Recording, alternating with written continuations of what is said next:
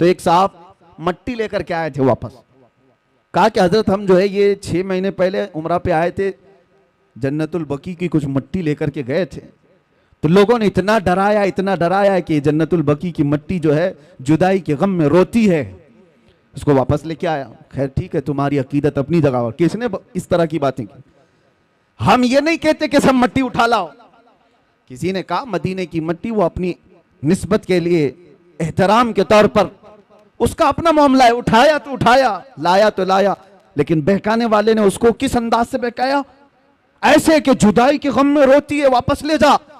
मैंने उससे कहा उस मौलवी को पकड़ के खजूर नहीं रोता क्या, जो मदीने से 10-10 किलो भर के लाते हो? मदीने के दरख्तों में खजूर भी तो है, तोड़ के लाते हो। जमजम नहीं रोता क्या, वहां के कुएं से उठा करके लाते हो? किस तरह की इस तरह मैनिपुलेट करके लोगों के दिमाग को। इमाम आमश एक बहुत बड़े बुजुर्ग हैं, उनके पास एक साहब आए थे और उन्होंने कहा था ऐसा ही सवाल इमाम आमश के पास। कहा कि हुजूर मैं मस्जिद में सजदा करके जाता हूं, कंकरियां पेशानी पर लग जाती हैं, मैं घर पर जाता हूं झाड़ता हूं, तो कुछ लोगों ने कहा मस्जिद की जो कंकरियां पेशानी पर लगती हैं वो अगर घर में जाकर झाड़ोगे तो वो चीखती हैं, चिल्लाती हैं कि मस्जिद से मुझे उठाकर तुम बाहर ले आए। इमाम आमश से उसने पूछा कि इसका हल क्या है बताइए। तो इमाम ने कहा जब वो चीखने चिल्लाने लगे तो उनका गला दबा के पकड़ लेना। जब वो कंकरियां चीखने चिल्लाने लगे तो उनका गला दबा लेना। उसने कहा कि हुजूर ये भी क्या जवाब है, क्या कंकरियों का गला होता है? आपने कहा गला नहीं होता तो चिल्लाती कहां से? वो बड़े इमाम थे, बड़े बुजुर्ग थे, वो इस तरह के जवाब देते थे। ये जो आज फैलाया गया है, हाँ हुजूर की विलादत भी हुई थी, हुजूर का विसाल भी हुआ था 12 रबीउल अव्वल को, लेकिन फर्क ये है मेरे अजीजों, नबी पाक सल्लल्लाहु ताला अलैहि वसल्लम के जाने के गम के बारे में तुम कहते हो। हम दोनों चीजों को रख करके देखते हैं, तुम्हारे ऊपर हुजूर के जाने का गम गालिब क्यों है? हुजूर पाक सल्लल्लाहु ताला अलैहि वसल्लम की आमद की खुशी क्यों नहीं है? एक कुरान की आयत से मैं बताता हूं। इस उम्मत पर अल्लाह तबारक व तआला वैसे अज़ाबात नाजिल नहीं करता जैसे पिछली उम्मतों पर आते थे। पिछली उम्मतें जब गुनाह करती थी, कुछ बंदर बन गए, कुछ खिंजीर बन गए, किसी पर नोकीले पत्थरों का अज़ाब आया। रब ताला फरमाता वामतरना अलैहिम हिजारतम मिन सिज्जील मंदूद, हमने उन पर नोकीले पत्थरों की बारिश कर दी। फजअलना आलियहा साफिलहा, ऊपर वाले हिस्से को पलट कर नीचे कर दिया है, और कभी किसी को तेज हवाएं भेजकर खोपड़ियां उड़ गई हैं, लोगों के भेजे कानों से निकल गए। ऐसे तूफान नूह के अज़ाब आए। क्यों आते थे? उनके कुछ गुनाह थे, उन उम्मतों की कुछ नाफरमानियां होती थी, गुनाहों की वजह से अज़ाबात आते थे। लेकिन मैं पूछता हूं मेरे अजीजों, क्या वो गुनाह इस उम्मत में नहीं होते? क्या ये उम्मत वो गुनाह नहीं करती? शुएब अलैहिस्सलाम की कौम पर सिर्फ इसलिए अज़ाब आया था कि वो नाप तोल में कमी करते थे। यहां तो पता नहीं हर चौथा पांचवा दुकानदार वही कर रहा होगा। नाप तोल में कमी एक बहुत बड़ा गुनाह था जिसकी वजह से अल्लाह का अज़ाब आया, और वो नबी की नाफरमानी भी करते थे। नूह अलैहिस्सलाम की कौम अपने नबी को बशर कहती थी, यहां पर भी है वो अपने नबी को बशर। बशर का मतलब आम आदमी की तरह कहते थे, बशर तो है ही, आम आदमी की तरह समझते। अल्लाह का अज़ाब आया। लेकिन इस कौम में वो सारे गुनाह हैं, जिना भी है, चोरी भी है, डकैती भी है, नाप तोल में कमी भी है, नाफरमानियां है, शिरक है, कुफ्र है। अज़ाबात क्यों नहीं आते? इसका जवाब खुद रब्बे ज़ुल जलाल कुरान में फरमाता है वमा कान अल्लाहु लियुअज़्ज़िबहुम व अंत फीहिम, अल्लाह ताला इस उम्मत पर वैसा अज़ाब नाजिल नहीं करेगा इसलिए कि इनके बीच में मेरा महबूब जलवागर है। अब ये आयत तवज्जो चाहता हूं, अल्लाह ने क्या फरमाया? व अंत फीहिम, ऐ रसूल आप इनके बीच में हैं, आप इनके बीच में हैं, इसलिए अल्लाह का अज़ाब नहीं आता। कुरान से पूछो क्या वो 63 साल ही अज़ाब नहीं आया था या अब तक नहीं आ रहा है? हुजूर जब रुए जमीन पर थे 63 साल ज़ाहिरी जिंदगी, उस वक्त भी अज़ाबात नहीं आए। 1400 साल गुजर गए, अब भी वो अज़ाबात नहीं आते, बल्कि क़यामत तक वैसे अज़ाबात नहीं आएंगे। कुरान का मतलब यह है कि महबूब इनके बीच में हो आप, तो इसका मतलब सिर्फ 63 साल नहीं, क़यामत तक मेरा महबूब इनके बीच में जलवागर है। तो तुम कहां से ये चीज लेकर के आ गए कि हुजूर पाक सल्लल्लाहु ताला अलैहि वसल्लम के जाने का गम? मेरे अजीजों, हुजूर हमारे दरमियान मौजूद हैं। एक बुजुर्ग की बात मुझे याद आती है। मदीने के बड़े आशिक थे, मदीने से जाना नहीं चाहते थे। हुजूर पाक सल्लल्लाहु ताला अलैहि वसल्लम के दरबार में हाजिरी दी और जब जाने का वक्त आया तो रोने लग गए। कहा, क्या आका के दरबार में जो मेहमान आता है उसे वापस भेज दिया जाता है, जिसको जाने की तमन्ना ना हो? रोते रोते सो गए। मेरे आका सल्लल्लाहु अलैहि वसल्लम ख्वाब में तशरीफ लाए उस बुजुर्ग के। कहा कि जिसका अकीदा यह है कि मैं सिर्फ मदीने में रहता हूं तो वो मदीने में ही रह जाए। जिसका यह मानना है कि सिर्फ मैं मदीने में ही रहता हूं तो वो यही रह जाए, और जिसका यह मानना है कि हर आशिक रसूल के साथ रहता हूं तो दुनिया के किसी भी कोने में जाए, मेरी खुशबुएं उसके साथ हैं। अजीज़ान गिराम वक़ार, हम सब सुन्नियों का यह अकीदा है कि हम जो मीलाद पाक सल्लल्लाहु ताला अलैहि वसल्लम मनाते हैं, इसमें मौत का जिक्र छेड़ करके, हुजूर पाक के इंतकाल की खबर मिला करके सुन्नियों को वरगलाने की कोशिश की जाती है। उस वक्त मैं आपको बताऊं, विलादत की खुशी और मौत के गम, दोनों चीजों को बता रहा हूं मैं, दोनों चीजों को। विलादत के दिन सबसे ज्यादा गम अगर किसी को था तो वो इबलीस को था। यह पक्की बात है कि नहीं? शैतान को सबसे ज्यादा गम था। और ये साहब कुछ लोग एतराजात करते हुए ये कहते हैं कि मिलाद के बारे में हम लोगों पर एतराज करते हो कि हम शैतान के चेले, हम मिलाद नहीं मनाते। और इब्लीस लईन को हुजूर पाक सल्लल्लाहु अलैहि वसल्लम के जाने की खुशी हुई थी और तुम लोग उस दिन खुशियां मनाते हो। इब्लीस उस दिन खुशियां मना रहा था कि हुजूर इंतकाल कर गए। झूठे हो, झूठ बोलते हो। जिस दिन हुजूर का इंतकाल हुआ उस दिन भी शैतान खुश नहीं था, बल्कि वो ये कह रहा था ये तो दुनिया से चले गए लेकिन इस्लाम पूरे कोने तक फैल जाएगा। इब्लीस तो तुमसे ज्यादा जानता था, इसलिए हुजूर के इंतकाल के दिन इब्लीस खुश नहीं था जो हम पर एतराज करके बोलते हैं। इब्लीस खुश नहीं था, वो उस दिन भी गम में था कि हुजूर गए तो गए लेकिन सिद्दीक भी छोड़ गए, फारूक भी छोड़ गए, उस्मान भी है, हैदर भी है, और नबी पाक सल्लल्लाहु ताला अलैहि वसल्लम का ये मिशन ना रुका था ना रुकेगा। अजीज़ा ने गिरामी वक़ार, ये मीलाद के सिलसिले में चंद बातें थी जो आपको बताना जरूरी है, और बल्कि हर साल ये रिपीट की जाती हैं और अब महफूज रहेंगी। अगला साल फिर आएगा, फिर आप ये चीजें सुन लेना। ये स्प्रे का काम करेंगी, जब जब कहीं से कॉकरोच आए तो स्प्रे मार देना। नौजवानों के लिए खास तौर पर अपने अकीदे की हिफाजत करो, अपने अकीदे की हिफाजत करो। जान है इश्क मुस्तफा रोज फजू करे खुदा, जिसको हो दर्द का मजा नाज़े दवा उठाए क्यों। आज मैं ये बात अर्ज करना चाहूंगा जो कुरान की आयत मैंने तिलावत की। अल्लाह फरमाता अल्लाहु व रसूलुहु अहक्कु अन युर्दू, अल्लाह और उसका रसूल ही ज्यादा हकदार हैं कि उनको राजी किया जाए। बस अल्लाह और उसके रसूल ही ज्यादा हकदार हैं कि उनको राजी किया जाए। तुम किसको किसको राजी करने में लग गए? दुनिया कभी राजी नहीं होगी। जिसके लिए तुमने दाढ़ियां छिलाई, जिसके लिए तुमने अपने हुलिये बदल दिए, जिसके लिए तुमने अपने अखलाक बदल दिए, वो दुनिया तुमसे राजी ही नहीं हुई। तुम महंगे महंगे कपड़े डिजाइन के, फैशन के पहन करके सोचने लगे दुनिया को दिखाऊंगा। दुनिया फिर भी तुम पर उंगली उठाती रही, ताने मारती रही, लेकिन मेरे अजीजों ये कभी राजी नहीं हुई, कभी नहीं। जिन दोस्तों को राजी करने के लिए तुमने अपने माँ बाप को तर्क किया था, रात रात भर जो तुम्हारी माँ इंतजार करती उनको छोड़कर 2% के नौजवानों की दोस्ती पर तुम रात गुजार लेते हो, और आवारगी पर ले जाने वाला हर अय्याश नौजवान, सुन ले ये बात, ये जिस नौजवान के लिए तूने अपने पैसे पानी की तरह बहाए थे और उसको खुश रखने के लिए अपनों को तक छोड़ दिया था, कल ये तेरे साथ क्या करने वाला है। इधर सांसों की माला रुक गई, टूट गई, तो कब्र में दफन करने के बाद आधा घंटा भी तुम्हारी कब्र पर खड़ा होना उसे पसंद नहीं है। रुखसत हो गया, मुट्ठी भर भर करके मिट्टी डाला और चला गया। यही है वो दुनिया।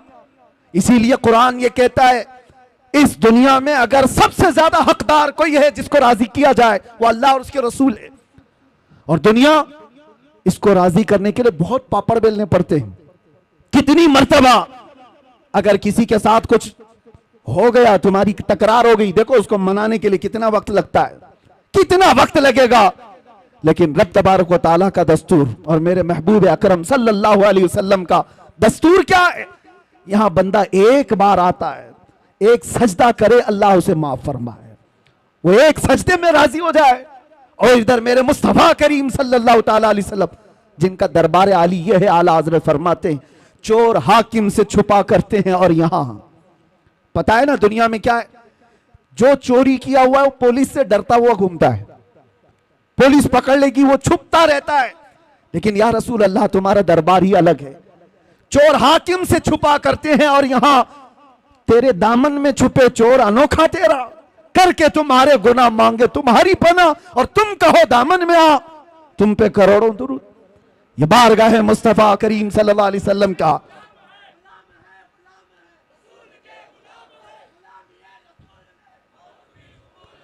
उस रसूल पाक सल्लल्लाहु ताला अलैहि वसल्लम को राजी करने के लिए बरसों नहीं लगते, सदियां नहीं लगती, बल्कि बस मिनटों की बात है। इधर तुम्हारे दिल से आह निकली, उधर वो मेरे मुस्तफा करीम सल्लल्लाहु अलैहि वसल्लम की तरफ से दुहाई आ गई।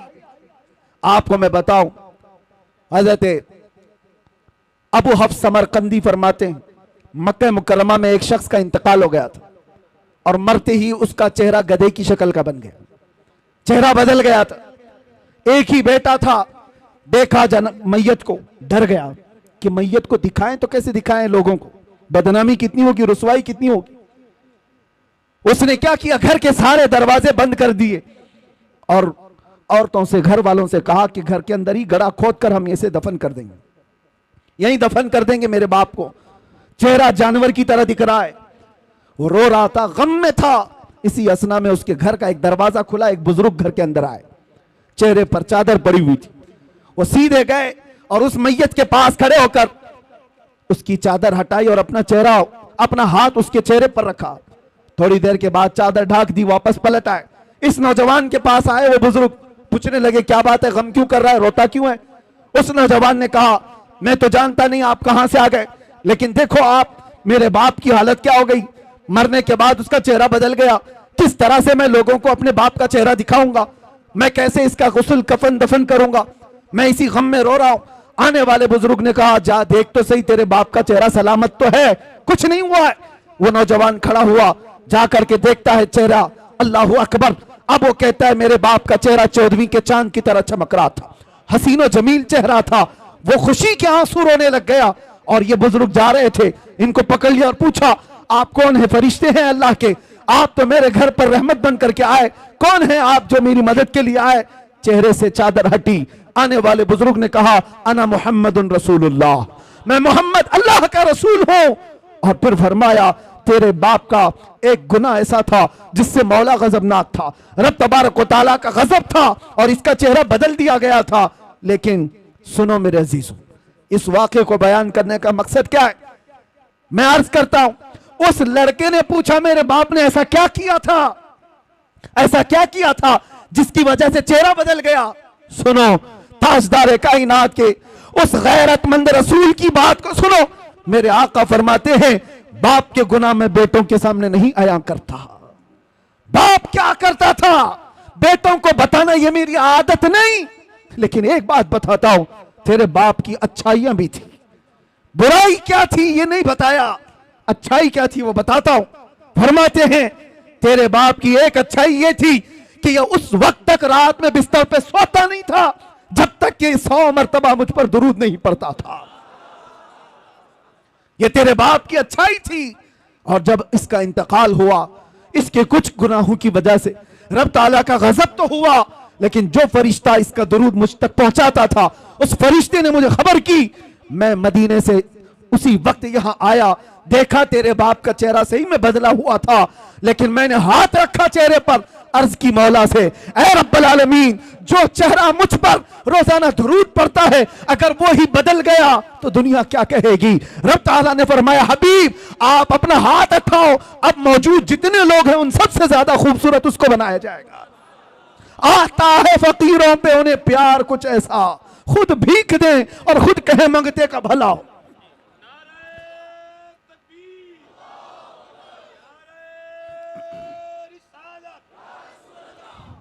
ये बात किस लिए मैंने अर्ज की, इसलिए कि जिस रसूल को बंदा रात की तन्हाई में याद करता हो, अगर उस पर मुसीबत आ पड़ी हो मौत के वक्त, ये दोस्त ये अय्याश ये आवारे कोई नहीं आते। अगर तुम्हारी कब्र में भी कोई आता है तो वो आमिना का लाल आता है, नबी मोहतरम सल्लल्लाहु अलैहि वसल्लम की जात आएगी, तो क्यों उनको राजी नहीं करना चाहते? आला हजरत का भी यही पैगाम था, आज ले उनकी पना, आज मदद मांग उनसे, कल न मानेंगे कयामत में अगर मान गया, वहां पर फिर नहीं माना जाएगा।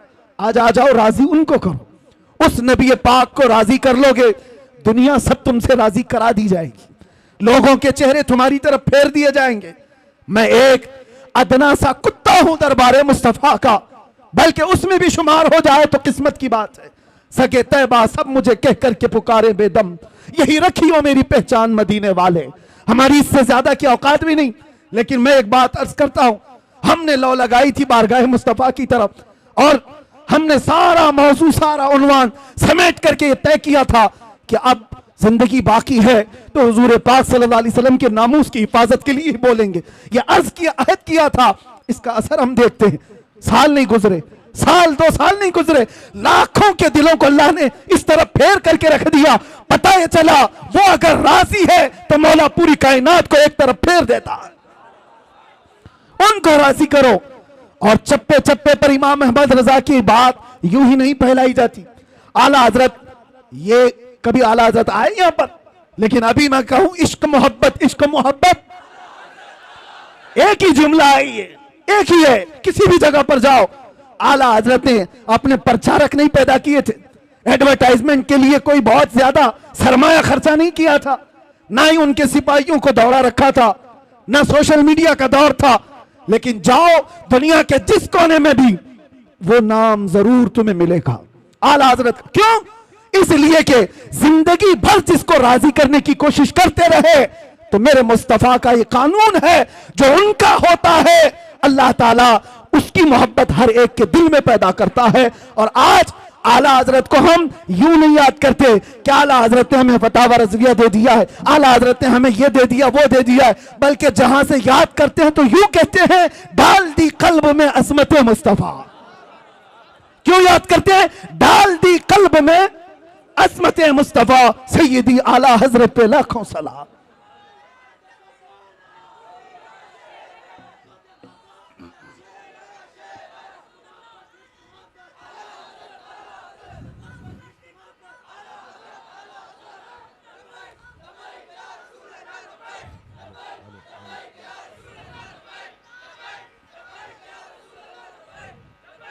आपको मैं ये बात बता दूं, नबी पाक सल्लल्लाहु ताला अलैहि वसल्लम को राजी करने वाला, फिर वो दुनिया की परवाह नहीं करता, दुनिया उसे क्या कह रही है क्या नहीं कह रही है। यही तो इकबाल ने कहा, दो आलम से करती है बेगाना दिल को।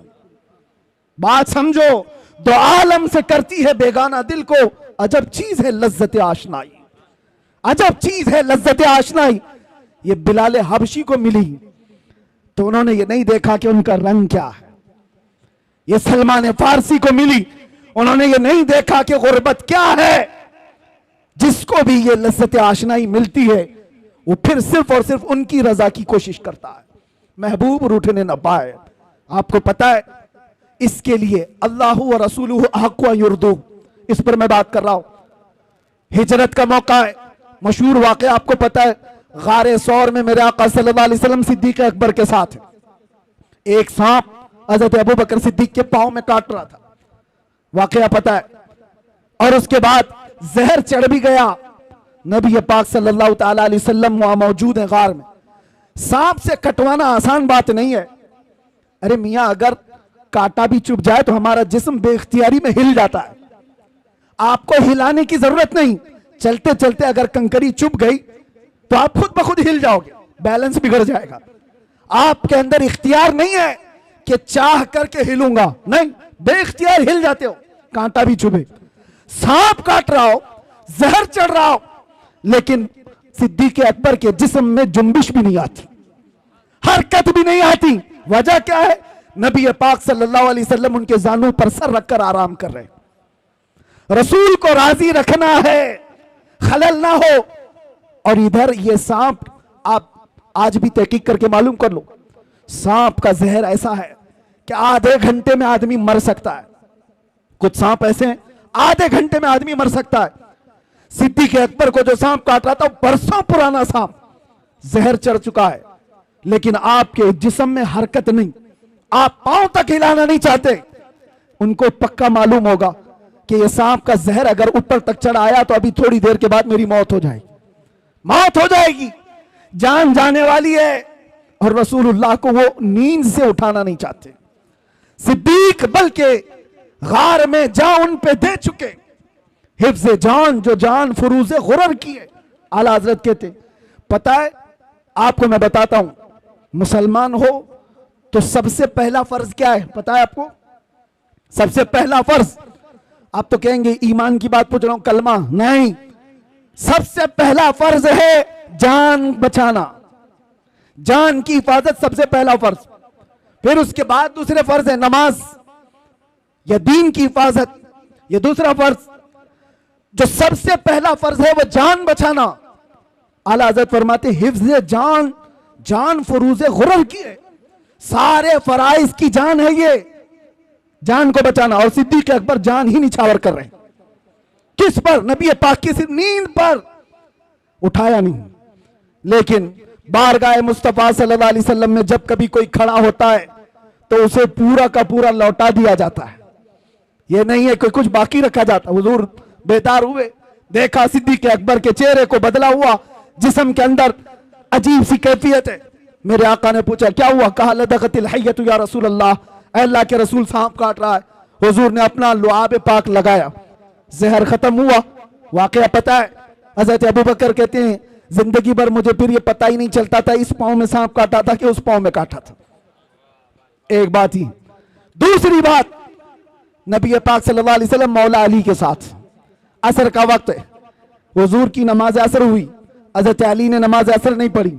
यहां भी यही मसला है, नबी पाक सल्लल्लाहु अलैहि वसल्लम हज़रत अली की गोद में सर रखकर आराम फरमा रहे, सूरज डूब रहा था। वो आम लोगों की बात नहीं कर रहा, हैदर कर्रार की नमाज जा रही है, गम अंदर से है, लेकिन बारगाह मुस्तफा में बैठे नबी पाक आराम कर रहे हैं, नमाज जा रही है। मुझे बताओ, अल्लाह की इबादत और इधर रसूलुल्लाह की नींद। हज़रत अली नहीं उठाए, सूरज डूब गया, असर चली गई। उसके बाद मेरे आका की नींद या मेरे आका सल्लल्लाहु अलैहि वसल्लम की आंख खुली तो आपने देखा हज़रत अली को रोते हुए, पूछा क्या हुआ? असर कज़ा हुई।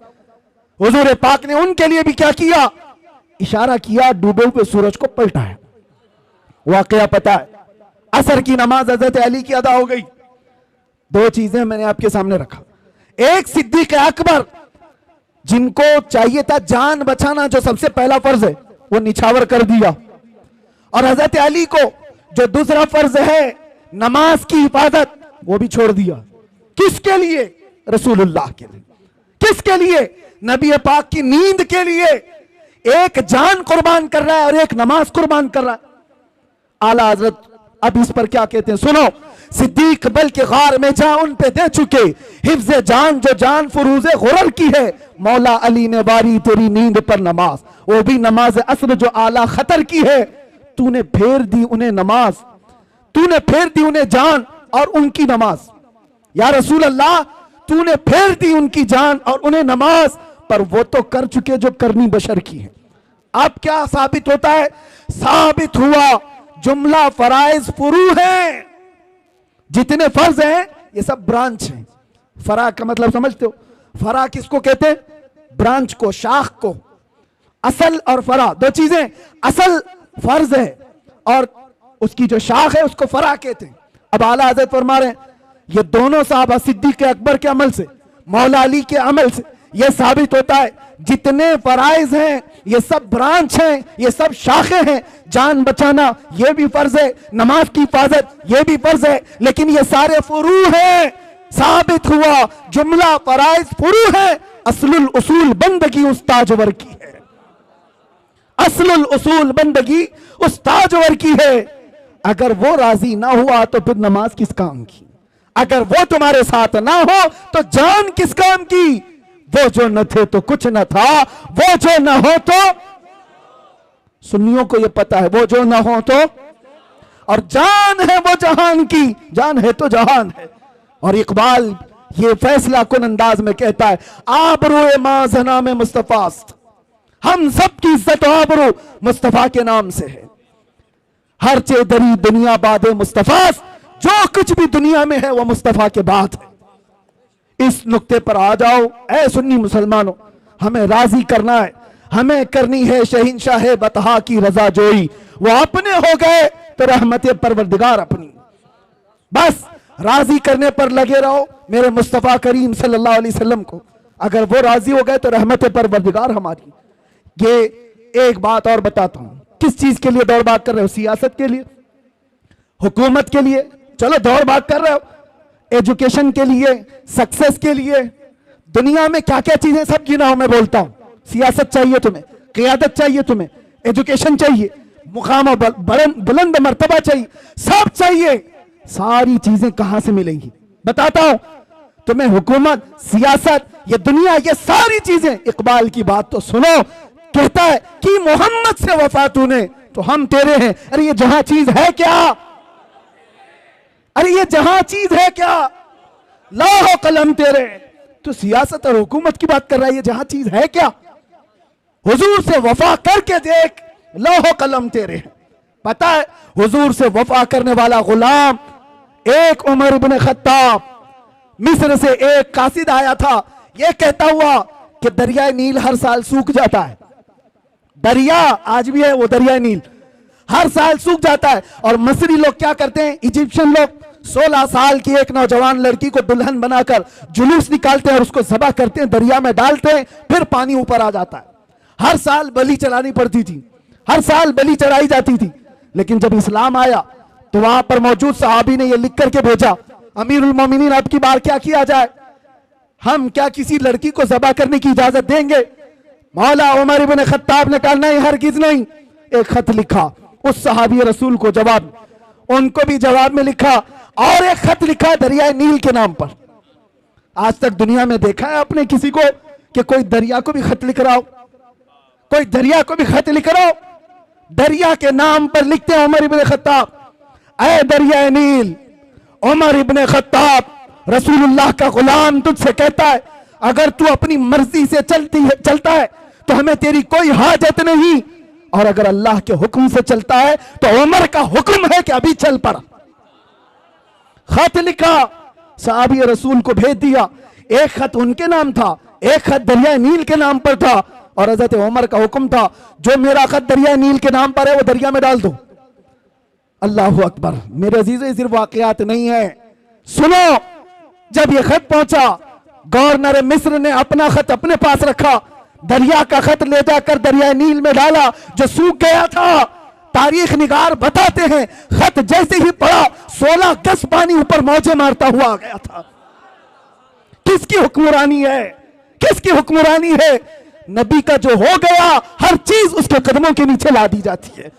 इसी को कहा है इकबाल ने कि टल न सकते थे जंग में अगर अड़ जाते थे, पांव शेरों के भी मैदान से उखड़ जाते थे, हक से सरकश हुआ कोई तो बिगड़ जाते थे, अरे तेग क्या चीज हम तोप से भी लड़ जाते थे। आ गया इन लड़ाई में गर वक्त नमाज, किबला रूहों के जमीन बोस हुई कौम हिजाज। और उसी में इकबाल कहता है, दश्त तो दश्त है दरिया भी न छोड़े हमने, बहरे जुल्मात में दौड़ा दिए घोड़े हमने। नबी पाक सल्लल्लाहु अलैहि वसल्लम का जो गुलाम होता है, उनसे जो वफा किया है, अल्लाह ताला सारी कायनात उसको मुसख्खर करके दे देता है। वो तो सिर्फ दरिया की एक मिसाल मैंने दी, दरिया की एक मिसाल दी। सहाबा कराम के ऐसे ऐसे वाकयात। हजरत सफीना एक जंगल में रास्ता भटक गए थे, मदीने के करीब एक जंगल में रास्ता भटक गए।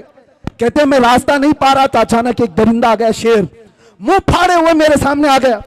साहबी रसूल है, सुनो तवज्जो से। और शेर को देखकर किसकी हैबत नहीं होती, सब कपकपी आ जाती।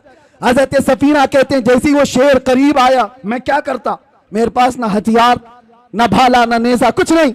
जब वो मुंह फाड़ कर मेरे पास आया, मैंने चीख करके इतना कहा, या अबल हारिस अना मौला रसूलुल्लाह, ऐ फाड़ खाने वाले दरिंदे, मैं रसूलुल्लाह का गुलाम हूं।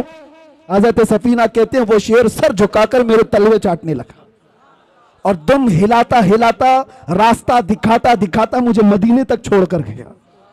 उनके जो हो जाओ कायनात उसकी तरफ है। इसीलिए कुरान क्या कहता है, अल्लाह व रसूलुहु अहक्कु अन युर्दूह, अल्लाह और उसके रसूल इस बात के ज्यादा हकदार हैं उन्हें राजी किया जाए। ये जितनों को राजी करने के लिए तुम पापड़ बेलते रहते हो, झंडे लगाकर, अपने गलों में पट्टे डालकर, इसके उसके नारे लगा लगा कर। होता क्या है, सियासी लोग तुम्हें लॉलीपॉप तो दे सकते हैं, बाकी कुछ नहीं। और क्या है, इनके पास इधर से धक्का मारा उधर पहुंचा, उधर से धक्का मारा इधर पहुंचा, और इनके खुद के 5 साल के ठिकाने नहीं। जिनके 5 साल के ठिकाने नहीं, उनसे तुम अपनी आबरूएं वाबस्ता की हो, अपनी उम्मीदें वाबस्ता की हो। और जो सुल्तान और बादशाह क़यामत तक का है, उसके दरबार की तरफ हाथ क्यों नहीं उठाती? उसके दरबार की तरफ उठाओ।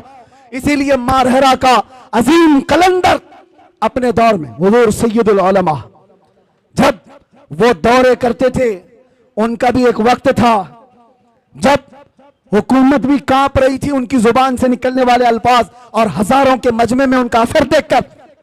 और उस जमाने में हुकूमत एक डिक्टेटरशिप की तरह थी। लेडी प्राइम मिनिस्टर, उनकी तरफ से सुना गया कि कहा गया, मियां सैयद मियां आप राज्यसभा की कुर्सी ले लीजिए, आप भी पार्लियामेंट के मेंबर बन जाइए। तो आप सैयद मियां रहमतुल्लाह अलैह ने फरमाया था, जिसके पास आयतल कुर्सी हो उसे तेरी कुर्सी की जरूरत नहीं।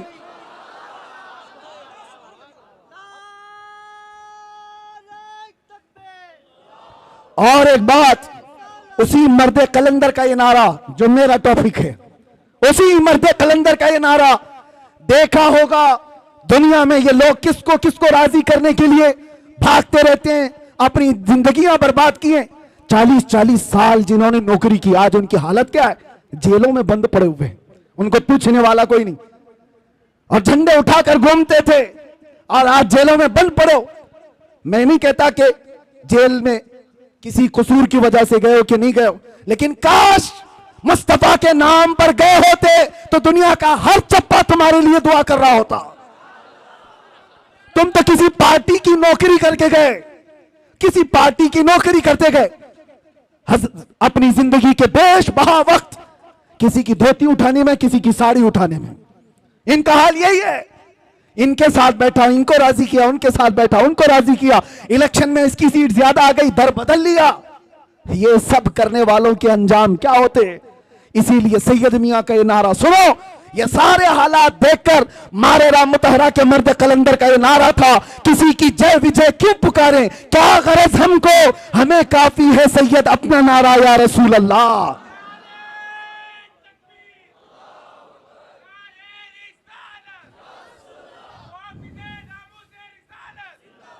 अजीजा ने गिरामी वकार, बस मैं अपनी बात को खत्म करता हूं। अल्लाह और उसके रसूल को राजी करने की फिक्र में रहो, बाकी किसी को राजी करने की जरूरत नहीं।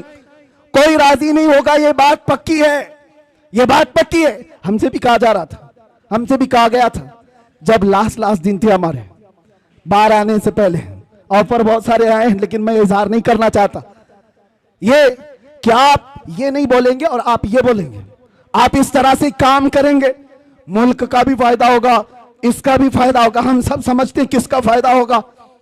ये बातें करने वालों से मैं एक बात कहा था, तुम्हारी क्या गारंटी है कि कब तक तुम राजी रहोगे, कब तक तुम राजी रहोगे? आज हम ये बोलना छोड़ दें, तुम उसके बाद कल ला करके कहोगे कि कुरान पढ़ना भी छोड़ दो, तीसरे दिन बोलोगे कलमा भी मत पढ़ना, यानी तुमको राजी करते करते पूरे कपड़े उतार दिए जाए। इसलिए याद रखो ए मुसलमानों, दुनिया को राजी करने में कभी अपने आप को बदलने की जरूरत नहीं, अल्लाह और उसके रसूल को राजी करने में अपना वक्त लगाओ, और अल्लाह ताला ऐसा मुकाम बनाता है, ऐसा मुकाम बनाता है कि तुम मर के भी चले जाओगे, नाम अल्लाह मिटने नहीं देता, नाम मिटने नहीं देता। बस यही मेरा मैसेज है कि आज झूम करके हम ये कह करके जाएंगे, दुनिया किसी भी तरफ बुलाए, दुनिया किसी भी लालच की तरफ हमें पुकारे, हमें वो नहीं देखना है और ना उनको राजी करना है, ना हुस्न को राजी करना, ना दौलत को राजी करना, ना वक्त के ताकतों को राजी करना। बस हमारा क्या मिशन है, अपना सब कुछ गुंबद खजरा कल भी था और